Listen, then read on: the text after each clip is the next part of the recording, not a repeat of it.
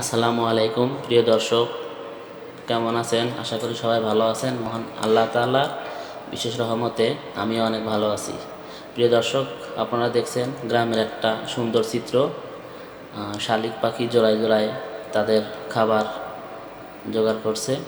এটা হচ্ছে আমার গ্রামের ভিটামাটি, এটাই হচ্ছে আমার গ্রামের বাড়ি। ওদের এই দৃশ্য দেখে আমার একটা গান মনে পড়ে গেল। বাবুই পাখি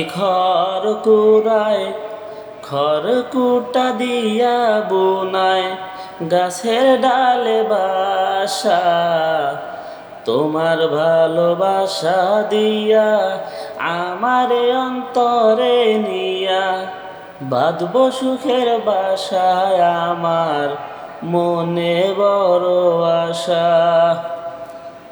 আপনারা দেখছেন লিচু গাছে লিচুর ফলের বাহার। লিচু ফলগুলোর মধ্যে আমার অনেক প্রিয় একটা ফল।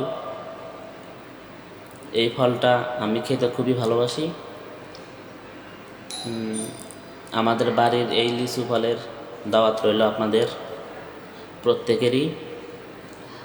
এটা হচ্ছে ফুল গাছ। দেখেন, আমাদের গ্রামের বাড়িতে আমার ভাবি থাকে। সেই ভাবি এই ফুল গাছগুলোকে যত্ন করে, খুবই খুবই যত্নভাবে, মানে সুন্দরভাবে যত্ন নিয়ে এই ফুল গাছগুলোকে এত সুন্দর করে বড় করেছে। ফুলগুলো অনেক সুন্দর আর গাছের গ্রোথটাও অনেক সুন্দর। এগুলো যত্ন সহকারে এদের পিছনে লেগে না থাকলে ফুল গাছ কখনোই এত সুন্দর হয় না।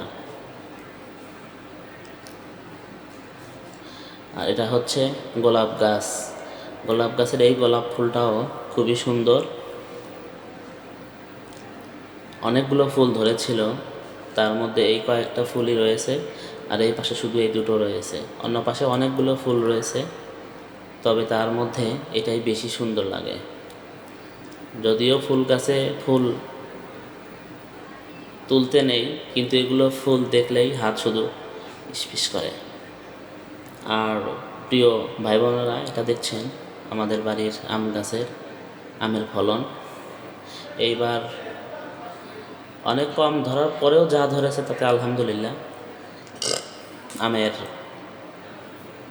গ্রোথগুলো অনেক সুন্দর হয়েছে, যদিও খুব বেশি বড় হয় না, তবুও অনেক আর কি সুন্দর সাইজ।